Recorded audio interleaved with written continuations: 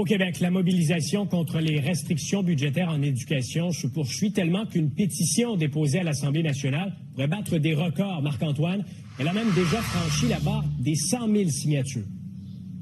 Oui, exactement. Je suis allé voir il y a quelques minutes à peine et on parle de 109 674 signatures. Donc, tout près de 110 000. C'est une pétition que vous allez pouvoir retrouver sur le site Internet de l'Assemblée nationale. Bon, on parle d'un record. Ben, pas pour le moment. Du moins, on s'y approche. Ce qu'on parle à l'heure actuelle, c'est un engouement certain parce qu'elle a été lancée le 23 juin dernier, donc il y a moins d'une semaine. Et de franchir la barre des 100 000 signatures en si peu de temps, c'est un phénomène assez rare. Vous allez le voir sur le texte de la pétition qui va apparaître à l'écran.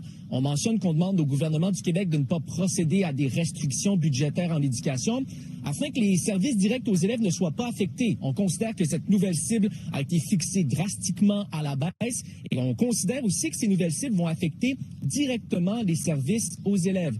En rappel de contexte, les restrictions budgétaires imposées au réseau de l'éducation pour la prochaine année scolaire se chiffrent à au moins 570 millions de dollars. Dans une déclaration la semaine dernière, le ministre de l'Éducation, Bernard Drinville, lui, s'est plutôt défendu en disant que depuis que la CAQ est au pouvoir, eh bien, le budget du ministère a plutôt augmenté de 58 %. Bon, pour le député péquiste Pascal Bérubé qui parraine la pétition, c'est une pétition là, qui pourrait avoir un grand impact. Une mobilisation très importante. Je pense que ça envoie un message fort à l'ensemble des députés de la CAQ, surtout avec un nombre si important. Une pétition sur le site de l'Assemblée nationale, elle est déposée, elle est lue en chambre et elle a obligatoirement un suivi des parlementaires. Donc, elle a vraiment un caractère officiel et important. Alors, quand les gens mettent leur nom sur cette pétition, ils posent un geste très concret.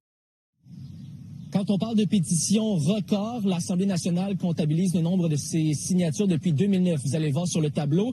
La plus populaire à ce jour, c'est en 2011, la demande de démission du premier ministre Jean Charest qui avait récolté environ 247 000 signatures, sachant que celle contre les restrictions budgétaires en éducation est ouverte aux signatures jusqu'au 15 septembre prochain. Et on serait peut-être en voie justement de dépasser ce record.